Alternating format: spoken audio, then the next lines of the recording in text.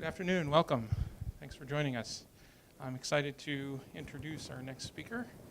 Aniket Kate is a Purdue Assistant Professor of Computer Science who designs, implements, and analyzes accountability, transparency, and privacy-enhancing technologies. His research integrates cryptography, distributed systems, and hardware-assisted security. Along with producing theoretically elegant results, he and his team of students endeavor to make them useful in real-world scenarios. Before joining Purdue in 2015, he was a junior faculty member and an independent research group leader at Saarland University in Germany, where he headed the Cryptographic Systems Research Group. Today, he will present a talk titled Blockchains and Cryptocurrencies from Hype to Reality. Please join me in welcoming Professor Kate. Thank you. Thank you. So, hello everybody. I hope you can hear me there at the back. Perfect. So, yeah, as already mentioned, I'm going to talk here about blockchain and cryptocurrency. It's something that I picked up like 3-4 years ago, before Bitcoin was a big hype, and it turns out that I didn't make a mistake. So, I'll try to keep my talk quite non-technical, but if you have any question, any point of time, please raise your hand, and I'll be more than happy to answer that immediately rather than keeping that until the end. Okay. So, as I already mentioned, I'm an assistant professor here at Purdue. So, let me start my talk by starting this. All right. So, by looking at the changing landscape of communication, and I'm not going to start with the old age because I'll just stick to where I started to have senses. So, I'll start from 2000 to 2010. So, one peculiar thing we started to observe in this period was a shift from local to global. What I mean by that is that whenever I want to do something, I want to buy something, rather than just trying to know what's happening in the local market, I can just go and buy things on Amazon. And that works not only in just one country, but I go anywhere in the world, I can just still use the same system. If I go to a new country and I'm just landed at the airport, rather than searching for what's the taxi agency, what's the shuttle agency there, I know that this Uber app on my computer will still work. And same thing works with Airbnb, PayPal, eBay, all these examples. So what we started to see is all these global systems. And we started to see the benefits of that. It makes our life significantly easy that one same thing works everywhere. However, one key thing which was common for all of them was they were centralized. There is one central party, one governing body who was making all the decisions about them. Okay? The public sentiment about Uber, I don't think I need to discuss over here. There are all sort of shades which are possible and have happening with something like Uber. So what started to happen maybe 2010 onwards, or slightly before that, in terms of Bitcoin, is that the centralized concept started to get converted to decentralized. The question that was asked that, can we make systems where anybody can participate and make decisions? It's not that there is one governing body or there is some people who make the decisions. That started from 2008 subprime issue, and at the same time the Bitcoin emerged, and some people, mostly in US and in Brazil, they really like this idea of decentralized control. Anybody who wants to take control of the system has a voting right and appropriately help in making decisions. And at the same time, there was some privacy, a benefit that was provided by this system, which actually lead to the initial interest into this technology. Okay? But if we saw in early days, the banks and most established financial institutes and governments were reluctant to talk anything positively about that. However, maybe in last 3 or 4 years, certainly the things have changed dramatically. And that's the reason several of you had heard about things. In fact, going beyond just the financial system with Bitcoin and several other currencies, now when we talk about blockchain, in fact, people try to use that for everything. And I had exclamation mark over there because, in fact, indeed, people are trying to use that for everything. Sometimes it's even not clear, is it really necessary or not. However, what we know in general is that the key message that I like to give here is that cryptocurrencies such as Bitcoin and other systems are interesting. They have their own value and place. They may coexist with our current infrastructure or may not survive. However, the concept that was, or the underlying mechanism, underlying technology that is used inside that, which is which is basically a distributed ledger, or as we all know it, a blockchain, is here to stay. Okay, so that's a key message. Now, those of you who want to sleep, you can go back to sleep. But let's continue and understand a bit more details about all of these things. So, as I already mentioned, indeed, this is a quite old chart, but it just shows that until 2040, hardly any of the industry was giving attention to this. There were all these people in cyberpunk and other communities who were taking part, but that's it. But 2014 onward, there is a surge in the interest, not only in the startup industry, but also in the established industries. Like a big company like Visas and IBMs, all of them are now investing. In fact, this is also not so new, but still significantly good graph showing that there are just more than, I'll say now today, more than 1,000 players which are working in this system, working from the base infrastructure level, developing core protocols in this system and core technology, versus the middle level where creating middle level services, providing interface between the infrastructure and the application layer. And obviously there is a huge interest on different kind of application that are getting developed at the above level, working on the core technologies and building new and interesting applications, not only in finances, but also in all different aspects included. So at the same time, we hear news, and this is something very recent that you might have heard, that there is recently the Chinese government decided to ban some of the exchanges, and you might have heard the news that the Bitcoin price collapsed or went down. Okay, but I just wanted to show what was that collapse, and that's just here. Okay, so although there are, and you can see similar hiccups we have seen all throughout the Bitcoin history. I mean, you can certainly see that it just picked up from 2013 onwards, and ever since growing significantly. But we have seen such hiccups, and it's inevitable part of any such decentralized system with the control which is not under one government. But at the same time, people easily convinced that, look, this maybe is certainly more stable than gold in some sense. So what I want to just say that although there are the crashes when they came are not huge when you consider the long chart of how things have been going. Obviously, it's those who invested maybe just a month ago, they might have seen some drop, maybe 25% drop in their savings. But that's certainly a hiccup that you're going to see in any such new technology. Okay. So given this brief background, I'd like to take my rest of the talks in 3 parts. I'll talk about something good, something bad, and something ugly. Okay, so I'll start with some basic understanding of what is blockchain basics and what are the key components in that. Okay, I kept my temptation away, and I didn't included much mathematics, but I'll be more than happy to discuss if you have some basic questions. We'll also talk about some applications and how things are evolving in this space. Then briefly, we'll also go through the bad and the ugly part where we look into the regulation issues and privacy issues associated with that, as well as what kind of solutions which exist there, and the challenges that remain, and what are the new opportunities that are coming, which will be my final ugly part. Okay, so let's start with the good regarding all these blockchains and other interesting systems. So I'd like to start this discussion by talking about what is money. And if we look typically, I mean, there can be more aspects to it, but typically we can associate money with the 3 aspects. One is the store of value, which means that people can save it and use it later. Money is better storable than bananas, which will go bad, or tomatoes. Okay, you can store them and it will remain for long duration, so they're durable. Okay, the next thing is unit of account. You can use that to measure different things. I know that my laptop costs more than this chair. Okay, and I can give exact number, and that's where the unit of account comes in picture. And once we get these 2 things, we can use that as a medium of exchange. That's how we use, so that I can just pay you something, and then appropriately you can give me service, and you know that the money you got can be used for some other purpose later. Okay, but and this is how we know the cash today, the currency. It's no longer need not to be backed by any gold or whatsoever. We realize that just the federal control can be an interesting mechanism to do it. But I want to. This is how we understand money. But let me take an example from not so well-developed society to give example, what do we really need to have a money? And my example is associated with this Yap Island in Pacific. Okay, so they have a very interesting money system. What they do here is that they have these big discs, or the stone discs, which cannot be made on that island. They have to be quarried somewhere else, bit far from there. They have to carry it from there to this particular island.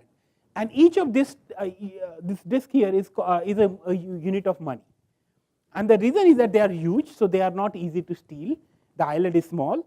And the way they use is this that, okay, so this which is residing somewhere at particular location now belongs to person X. And let's say when he perform a transaction with somebody else, now people say that, oh, now it belongs to person Y. And the idea is that the way they remember this is just oral history, that everybody on the island is informed that now this particular disk belongs to this other person, and so on. And that's how they use it for the transaction. Obviously, they're circular, so the aim is to eventually, if you own something a lot in a particular place, you'll probably bring that close to your home or something like that for better protection, but that's it. The idea is that you'll just remember these disks remain there at particular island, belongs to me, or others will assume that they belongs to me. In fact, there is a very interesting story associated with that once they were queried some of the new of stones, and they were bringing them to the Yap Island. But the ship capsized, okay? And all those newly queried disks went in Pacific down at the bottom, okay? But the people who queried them, they survived, and they came and they said that, look, we made these 10 disks, but we could not bring them there. They are there in this particular place in Yap Pacific, okay?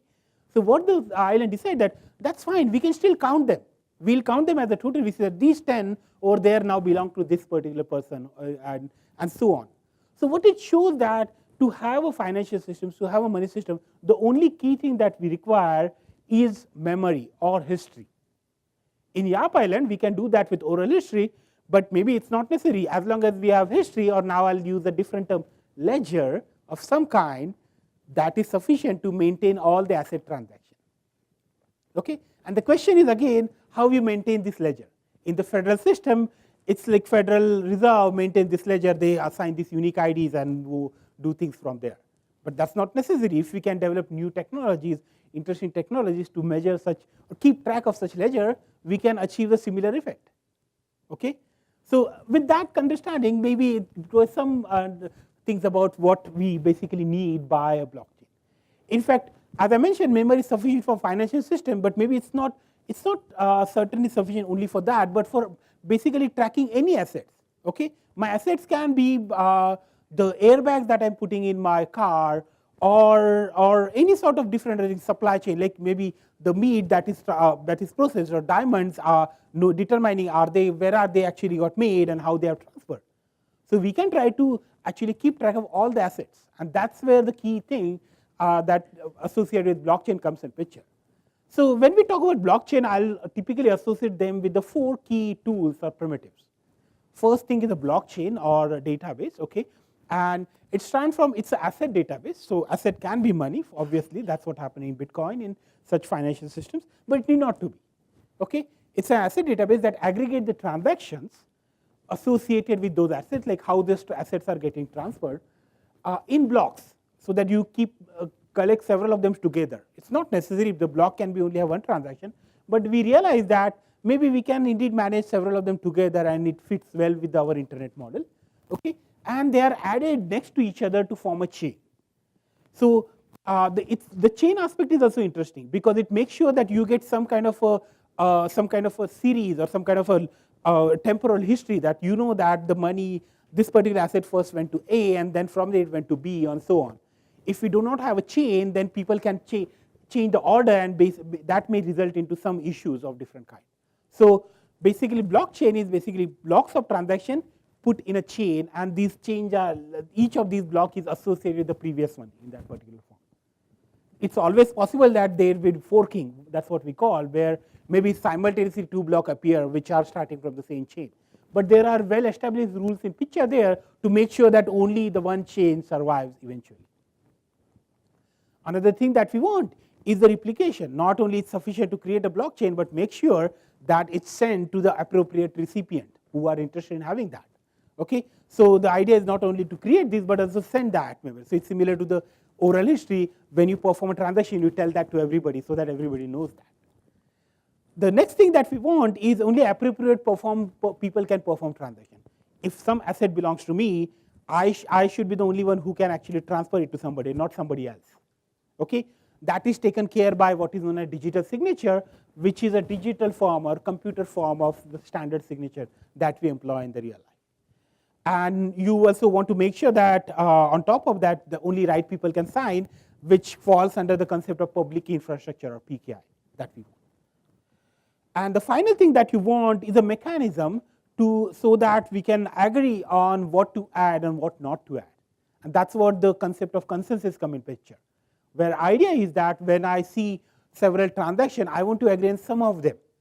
But the key thing that we also want is that everybody who is interested in the system agree on the same set. That's a mechanism of consensus that we have to perform. Okay? And on top of that, we also known as what is known as smart contract, which I'll just call a contract, where the idea is that not only you agree on this transaction, but you may also be able to do interesting things such as allow this transaction only when some particular event is happening outside or when some other conditions are satisfied. So in fact, you can associate any program to the consensus checking mechanism so that transactions are added only when certain conditions are satisfied. That's what I mean by the smart contract. Okay? So these are the 4 key components I'll say associated with any blockchain system in general. When we look at the applications of these technology, there are applications growing in all sort of different very interesting domains. The most prominent domain is obviously cryptocurrencies, where there are systems like Bitcoin and Ethereum and whatnot. All of them are getting developed. There are also other interesting concepts where people are developing IOU network in the form of Ripple and Stellar. So the idea with, just to tell the difference, consider Bitcoin and Ethereum more like cash, like our currency notes, which are given by Reserve. While that's not always the typical form of money that we are associated with. We also associate money with the loans or money which is just in the electronic forms, where I put money in the bank and bank now keep that money for me. And those concepts can be conceptualized and perform in a concrete form using this IOU network. And Ripple and Stellar are 2 prominent players in that space. The whole idea in general is to developing a whole internet of value, where the idea is that we can create links across different environment and perform the transaction in all these different things. People are also going beyond, and obviously interesting important asset that is associated in our real life is identity. Identity theft and identity management are key issues that we deal with today. And there are some companies who are trying to use the technology to maintain identities and linkage of identities to the different entities, like let's say associating identity with a credit card and other things, so that the credit card frauds and other issues can be reduced. Okay, it's a tough challenge, but they're at least trying to see if there's some hope in that space. The majorly growing domain for last few years is, however, supply chain, where people are saying that the supply chain systems are inherently distributed today because they are just geographically in different parts of the world. However, the logs are still local for each of them such systems, and that makes the challenge. It's a very interesting challenge to maintain all this information. And what people are saying, that can we use blockchains to solve the supply chain issues over there, where they're saying that can we know, looking at a diamond and determining is it something really because of some conflict, is it a conflict diamond, knowing that when you see a meat that's not a horse meat, or the idea is like when you see cheese, you know that it's actually made with correct, it's not a fake cheese or anything like that, or when you see a non-GMO product, it's actually non-GMO, it's not fake. So currently we just rely on that wrapper that is present on that packet, but maybe if you have a mechanism which is present where you can put an ID which is present on that wrapper and search online indeed how that particular bread has come to me, it can be an interesting thing, and that can provide you much better guarantee. So that's where certainly people are looking into applications of this. So when we look at, let's try to understand each of them slightly briefly. So why people are using or have used Bitcoin? Okay, as I already mentioned, in 2008 or 9, this decentralized control was certainly one of the important things that picked up and that was used.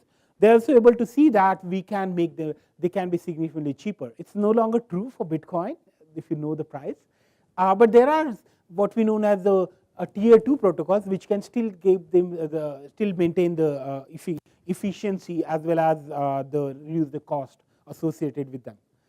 No central authority indeed played a huge role, as I already mentioned. It was the 2008 and 9 subprime, and people were not happy with the concept of in scenario where maybe their taxpayer money was given to the CEOs of all these big banks, who were using that for their vacation. So that indeed people didn't find that to be something interesting or amusing for them. So that also played a role. And people felt there is some privacy associated with it. And this concept still persists in the environment, that there is some kind of privacy which is present over there. However, over the period, we realized that that's not fully true. So the concept here to say, and there are interesting regulation challenges and issue, but it's still surviving. And today people look at this as a really good investment venue, because the way the prices are growing, they found that to be a significant good venue for investment. Is it even going to be good investment venue for coming future? It's only time that will tell. But people moved on from there. Bitcoin was essentially meant for maintaining money. Okay, this is this particular coin. It currently belongs to X, then it belongs to Y, and so on. But the idea just then can be extended. Can we make a system which is, as we call in computer science, Turing complete? By Turing complete, I mean that any standard thing that I can do on my computer, can I do that now in a blockchain system, such that, let's say I want to perform an operation, I'll make these miners or these people who perform the consensus to do that, such that as long as most of them are honest, I will get the properties that I want, and I know that the computation is performed correctly. That is the idea behind Ethereum. Ethereum is a slightly newer network, but it is speaking of quite a lot. I assume several of you already heard about it, for sure. So Ethereum essentially can be looked as a universal computer. So you want to compute something, you can find somebody has already written a program to compute that, you pay your fee, and the program will be run for you, and you will get your answer. In fact, that program doesn't need to be one-time use. It can also have its own memory, balance, code, such that you can have a more interactive system in place. Okay, so that whenever you want to perform transaction, you send your transaction and fees to them. They'll perform the transaction for you, and then give you the answer or do something other based on what is happening in the system. This contract can be written in the very simpler programming languages, so that anybody can execute such contract, and they're typically powered by what is known as crypto fuel or gas in this Ethereum system, which is associated with the currency over there called Ether. So the idea is that not only restrict to the currency, but try to perform all sort of operations. And let me give a really interesting example in this space. I mean, there are very interesting contracts that got developed, but this is a simple enough but complex enough kind of a example in this space. And that's a decentralized autonomous organization, or DAO. So this is also one of the most popular apps in this space. And then idea is that, let's say you want to start a company and you're looking for help. Okay, people want to, you're looking for help, you're looking for investment. Okay, what typically can happen today is that investor at the same time, when they put the money, they also want to make sure that they want to provide this much money. And if the company does not work out, they want to get their money back. So today is typically done using arbiter. They are the people who will collect these, they'll hold the money, and after appropriate time, they'll going to return the money. And the question we ask, can we do that in a distributed fashion? So what this DAO contract does basically is that when somebody publishes that, hey, I want to start this particular venture, I'm looking for this much money in this much amount of time, you can say that, yeah, seems like an interesting idea. I want to donate maybe $1,000 for this, or Ethereum, any currency. But my aim is that if you happen to raise enough money to start the organization in 1 month or 1 year, whatever the time period is, then you can have my money. But if that does not work out, I should get my money back. And the contract makes sure that this happens automatically without actually involving a human arbiter and reducing the fees accordingly associated with that. So that's just one simple example, or the rather most prominent example. But there are significant, ever complex examples that are getting developed on Ethereum and Ethereum smart contract systems. There is another thing. So when we talked about the industry getting interested, their application setting is slightly different. In the standard Bitcoin or Ethereum scenario, anybody who wants to take part in the system can take part in the system and have voting rights or something. But in the industry, they say that we don't want to make such unrestricted or permissionless system. We are fine with the permission system, where although anybody can join, but there are restricted people or restricted set of entities in the system who makes the decision. It's still distributed. It's still not the case that only one participant or one computer makes the decision, But at the same time, it can be also geographically distributed, but it's still not unrestricted where anybody can join and start making decisions. And which makes sense in in organizations, right? They have well-established computers and they want to keep the trust on them. And the problem, in fact, becomes easier in that case. And that's where the concept of permission blockchain comes in picture, where the idea is that there'll be predefined but adaptive set of validators or miners, that's how they call it. Okay, they perform operation that we in security call asynchronous atomic broadcast, so that they agree on a same set of transaction. Basically, blockchain is what it try to achieve is exactly this atomic broadcast primitive, so that when you send something, we agree on those things that were sent, but in a particular atomic order, so that everybody agrees on the same order. And as I already mentioned, because it's a more restricted setting, it's significantly faster and cheaper.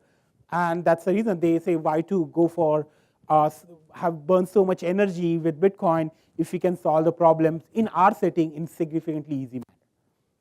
And the prominent solution in this space is a Hyperledger. It's an open source initiative started by Linux Foundation, but IBM is trying to just make too much effort in that space. And there are several other involved in that space, which their idea is to develop such open source systems so that anybody any company, any organization who want to build their own blockchain can take this code base and deploy that in their own systems. In fact, there are even other industry players that are coming in here in terms of Corda or multi-chain and several other of them, where their key aim is to build such a system so that eventually people will either use that in their local system, or they may take the form of cloud, where I will run this system in cloud and you will use my service to actually have your own blockchain executed on such system. So blockchain as a service is the final game of, or final aim of all these companies. So as I already mentioned, supply chain is indeed a very good example. So let me spend maybe a couple of minutes on understanding that as well. So when we look at the supply chain in the current scenario, we can say that they can be associated with the multiple bilateral links joined together to form a chain. So the key thing here is that it's still a supply chain, so it's a chain, but there are multiple bilateral links, but they are not communicating with each other. Let's say when we are transferring some parts or some assets from A to B and then from B to C, A and B obviously keep log of how things are transferring between them. Okay, that I sent 1,000 and you got 1,000 of those items, and B and C also respectively do that, but they don't do across the chain. Those two different databases are still different and distinguished from each other. And that creates a significant problem in this thing. Most traditional supply chain fail to make this process transparent across the different links, and that has resulted into the growth of counterfeit goods or the piracy and all the other issues that are important issues in all this industry. In fact, when we talk to the different industry players, they tell us that they had a significant loss, easily 5 to 10% of the loss that they have every year because of the counterfeit and fake goods. Typically, what we started to see from 2000 onwards, that they started to use the technologies such as RFID tags and physically unclonable functions, or PUFs, where the idea is that you will associate that with those components and that will persist them throughout the chain. So these are very good technology. They associate a unique IDs to all these elements and allow actually check the communication of these mediums across different parts. However, because the logs are still local in the current systems, it's still possible for the legitimate players in the environment to equivocate. That means maybe create fake goods and associate some IDs to them, such that the people cannot actually link that I got fake good, because they see a unique ID and they can still track that to all the way back.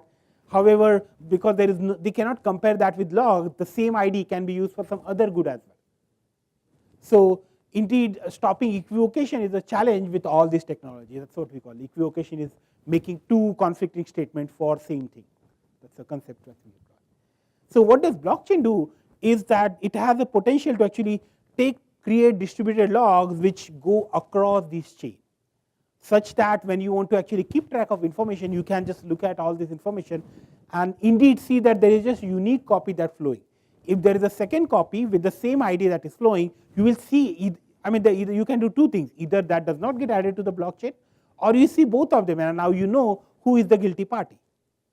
So that's the way people are seeing that we could be use this technology to stop or to mitigate the issue of counterfeits. Now, this is good enough for the good part. Now, let's spend some time with the bad and the ugly part as well. So, I mean, there's significant interesting issues, but I just have time for only few of them.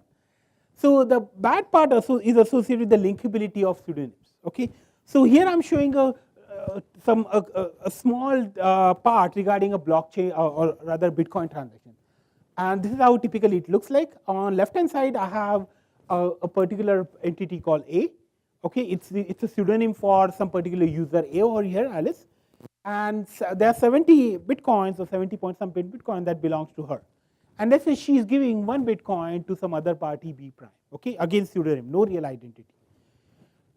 But as it's going to happen that there is a return, and all this return money is going back to her second address. It can be just A as well, or she may just create some other account just to get the return money.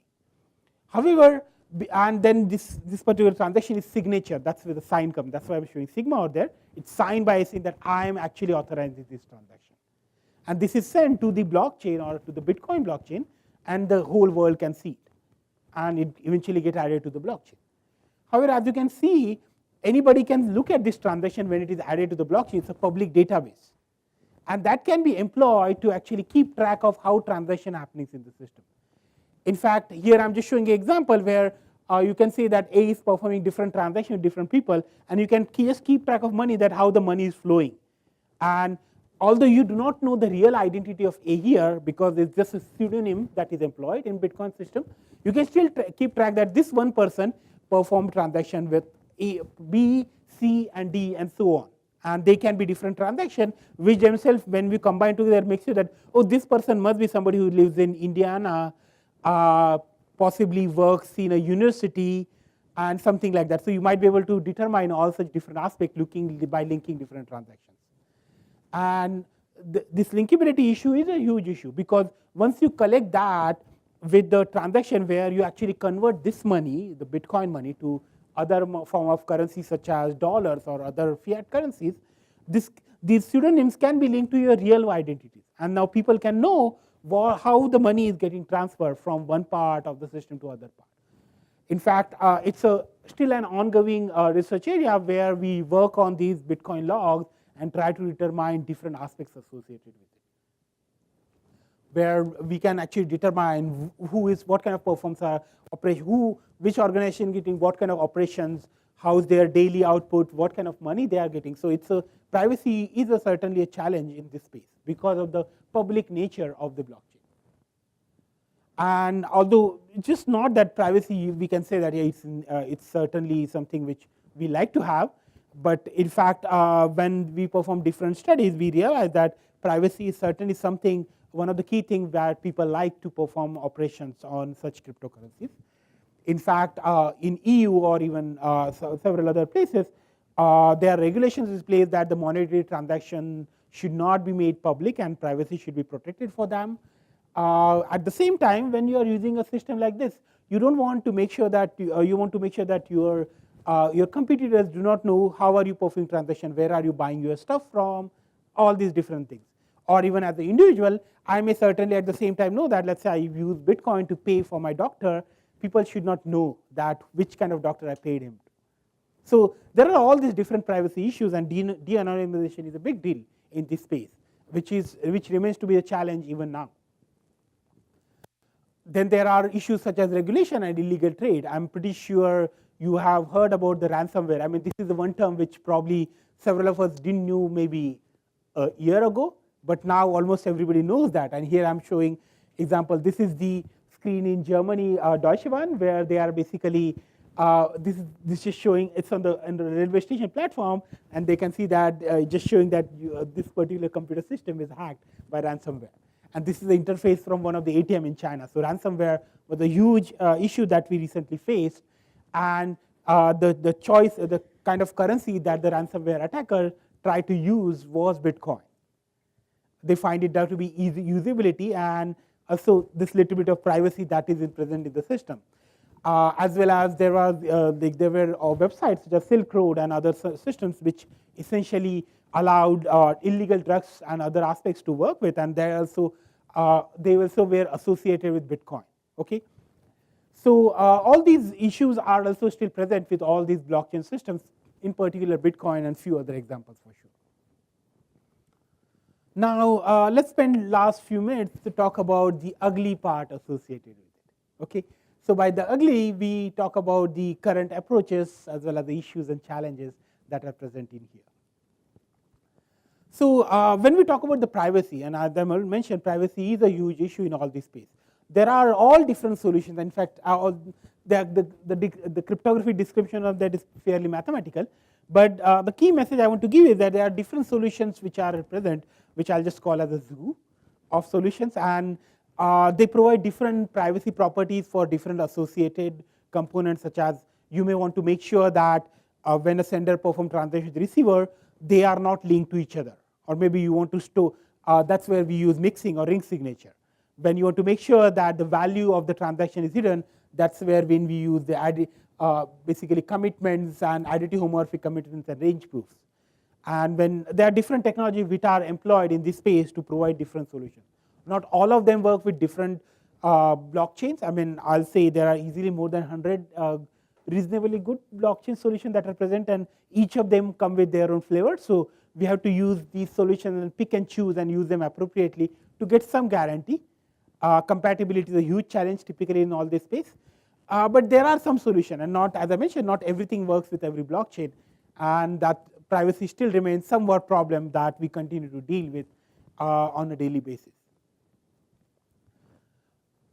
The other approach is the regulation, and what many of the countries, even including here in the US, what they're trying to aim for is maybe we can regulate these systems at the level of exchanges. Exchanges are the places where we convert one currency to the other currency. Most prominently, we convert maybe Bitcoin to US dollars. Let's say you want to, let's say somebody decide to invest in Bitcoins today. What's the way to do that?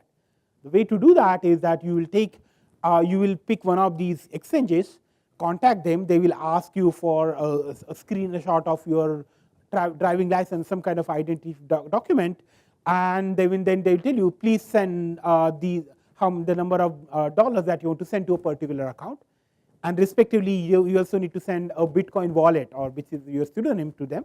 And then once they get this information, once they get the money, they are going to transfer the amounts to you. Eventually, when you want to feel that, oh, maybe it seems like I made a lot of profit or losses, and you want to cash out, you will again go and visit them and get this information.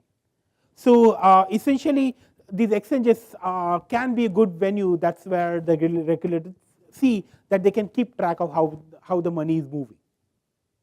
Okay, so that certainly is an interesting option that is available. At the same time, I want to make a point here that forensics still remain effective. What I mean by that is that although when we talk about all this privacy, and as we have good privacy solution, obviously keeping track of who paid whom in the Bitcoin system remain difficult. However, I'll say that this is only against not so determined adversaries, the standard adversary. For the three-letter agencies kind of organization, they still can employ the physical connections, the physical world aspects, as well as the public nature of the log to still perform the forensics significantly. And they have done this successfully so far. So although I'll say that these technologies can be favored for some organization for now, eventually it will realize that they are no better than the banks. I mean, we know examples that even banks were involved in significant illegal trades and different aspects over the period. Here the advantage I see is that I at least can see all the log. So sometime in the future, I can still use my log to make some interesting prediction or determine different issues associated with it. So forensics still remain effective. So let's move on and use last few seconds to talk about some of the interesting things that we are going to see in future. Obviously, smart contracts is a huge field. I mean, developing interesting smart contracts and building on interesting solutions in this space so that to perform different operations, not only this autonomous organization, but to keep track of different goods or keep track of the loans and currencies or all other aspects is a very interesting thing. Just interesting thing is, I was talking yesterday somebody about can we use this in electronic grid so that let's say I have a solar panel and basically if I'm generating enough energy there, which I'm not using today, but I want to pay to a friend of mine or somebody who's living nearby and get some energy credit, can I build a system which is such a ledger which maintains all these tracks so that eventually when I need the source, I can use that money to buy it from somewhere else and stuff like that. So people are developing very interesting applications and smart contract in this system, which remains to be which will remain a highly active field for easily several years. However, people have started to look even beyond that. So like with internet, I mean our internet that we call today started as a pieces of network which were distributed or like across different university campuses and the agency campuses. However, what we made out of that is internet of networks, which is basically our internet. Okay, so network of networks. Similarly, here also people are saying that even now we have reached the state that there are several of these simultaneously existing solutions with very interesting characteristics, but we may want them to interact with each other. And Interledger is one such system where what they're trying to build is basically several distributed decentralized ledger solutions coming together and performing transaction across each other. And that certainly is something which is very interesting happening in this space. And there are different solutions. There is atomic swap, where a different set of people are working on different such solutions. Okay. Currently, there is a lot of enthusiasm, so we are just working on just getting and showing that look, we can do it. But very soon, we are going to see huge problems in interoperability. So that because these systems are developed with different primitive and different assumptions, when they start working with each other, the malicious or bad parties in one system can affect the other systems or other parties. So interoperability, making that in secure form will be a huge challenge. And so will be the privacy as in the current situation.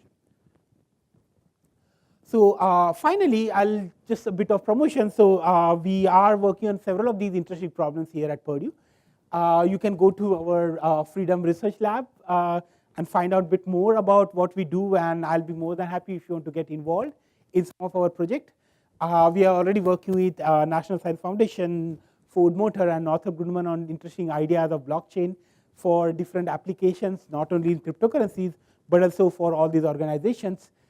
We have a weekly seminar that I hold, and indeed those students who are here want to know more about that.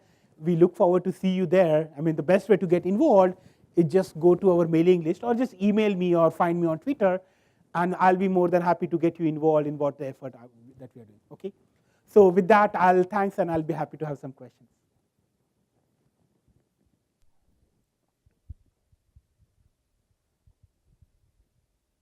Yeah. So maybe you can just wait for.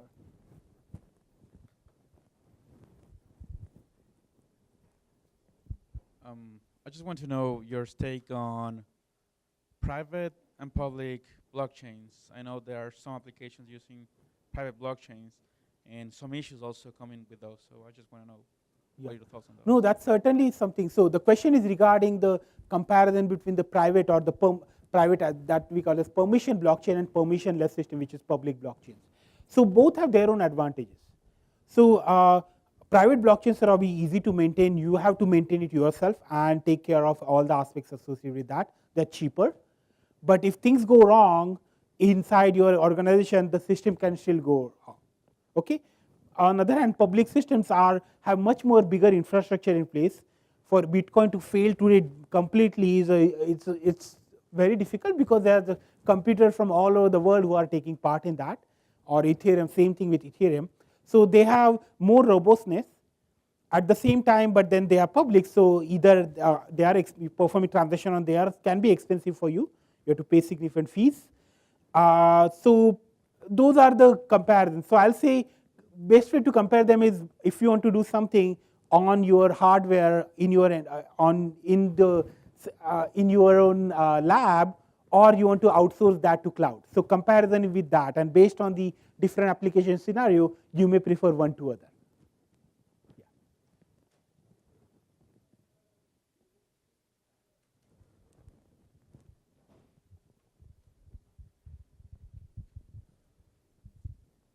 I was just wondering if there's any research on whether or not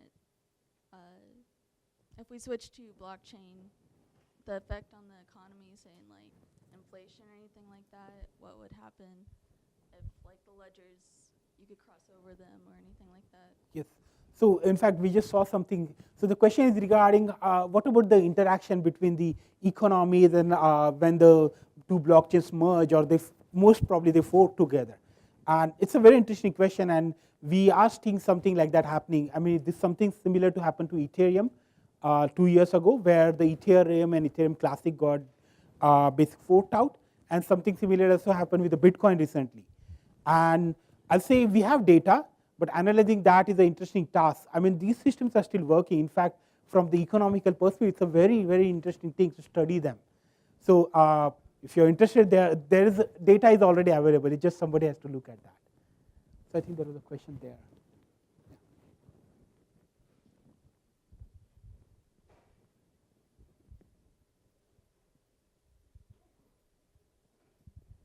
Thank you for the talk. So at the beginning, you said that you thought that blockchains and ledgers definitely had a future. They weren't going away. But it seemed like you were less sure about cryptocurrencies.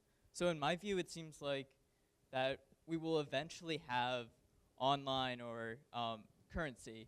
It's a matter of time before we go away from paper and physical currency. So what do you think prevents us from going there? What are the obstacles, and why do you think maybe in 10, 20 years that's not a reality? No, that's a very good question. So the question is that I mentioned that the cryptocurrencies may have some issues, and they may or may not survive. But the other aspect are here to say, and you are saying that maybe we'll just convert our currencies to them, to the other form. So in fact, certainly it's a very interesting way of looking things. And so the key challenge today with some aspects associated in some countries is the network connectivity. But as we make progress, indeed, maybe we might be able to manage everything online. There are challenges associated with that. Physical systems are always better than or easier to maintain, not less usable, but easier to maintain as compared to the online systems. I'd like to take 1 minute and take an example slightly different, which is voting or electronic voting. And for several years, we are working on interesting solution in this space. But we still struggle, and when in each election there is a recounting and there are other issues. Although there are solutions available to make voting online, but we know there are issues associated with that which stops us from going there. So I think we haven't, in terms of technology, yet reached the point where we can fully say that now we can just scrap all our offline tasks and completely move to online. But maybe in future we may indeed reach there in 10 to 50 years. Question for you. I work with software vendors who are working with universities in Europe, Belgium specifically, on certifying capabilities in the blockchain. So can you speak to applicability in higher ed in the future and where you see that going? So as you mentioned that indeed there are different applications people are trying to develop, and I'll say all these capabilities, ways of measuring or everything and maintaining them in a unique structure, I'll maintain all of them as asset database. So anything that you can represent as an asset database can be incorporated here. And the key thing where I see in the future things will move is the combination. So currently when I talk about the supply chain, I'm still talking about my supply moving. But in future I also combine the transfer of money with that, so that I give you these 10 copies of these things, and you should pay me back respectively. And all these things happen just in the same environment, not in some other. We still don't continue to use a Visa, or for that matter, or in fact, I know that Visa is working in this space. So eventually, although it will be still Visa, but now it will be distributed Visa or something like that. So we see that combination of all these things will be a future. Another interesting thing that I like to add is, so when you look at the internet and the web, we know that difference is that internet is basically a way of communication, while web allows a transfer of the information there in much efficient manner, or transition between the information in much efficient manner. So in the future, we are going to see possibly the web applications on such internet of blockchain. That can be one more interesting aspect.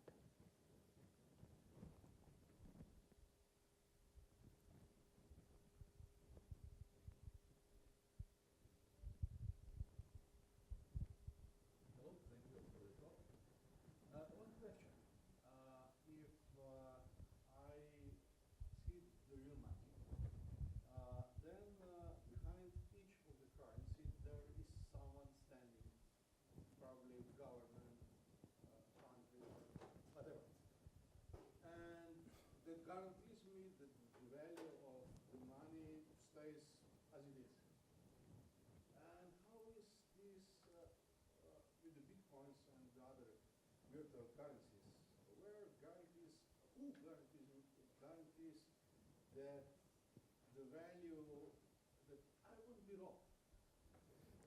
Simply says, simply said.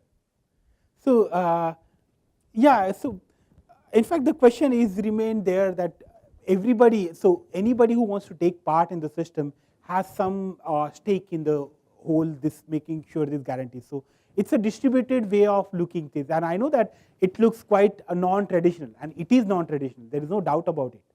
But then idea is that as long as this whole infrastructure continue to remain and does not disappear within few hours, you know that I can certainly, if you have 10 bitcoins, the mathematical system as well as program ensure that you remain to have 10 bitcoin. The challenge is maybe the value of bitcoin may drop.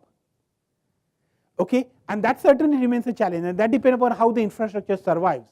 But currently, if I look at the infrastructure and the amount of money that is going to the system, it is significant enough that it won't disappear in a day. But there can be always hiccups, and that's what we certainly see every now and then. But conceptually, you will not lose your 10 bitcoins. You will still have your 10 bitcoins, but maybe the value of 10 bitcoin in terms of dollar may change. And maybe here we live in a much more stronger economic society. But for example, there are countries where in fact their local currency is no longer valid, and they are relying on currencies such as US dollar and other things like that. And several times we interact with the people over there, they feel that maybe this Bitcoin kind of way of doing is much better for us rather than relying on some third government country, which is not under our control. Hi, thanks for this really fascinating talk. As a non-CS person, I found it very accessible and fascinating. My question is that there seems to be a sort of fundamental tension between transparency on one hand and privacy on the other hand. And probably people using the blockchains from different perspectives have different interests as to what information is private and what is transparent. When you're talking about like supply chain management, as an individual consumer, I probably want to know the identities of those different players in the transaction chain, but those individual players might not want to have that transparent. So how do you see this tension, and how do different kinds of blockchains try to negotiate these tensions? Excellent question, and indeed, so the question is regarding comparison between transparency and the privacy that is essential in this space.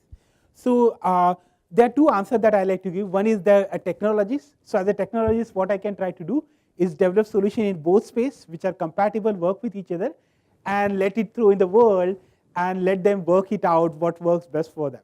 And I'm happy because I've done my job as a researcher.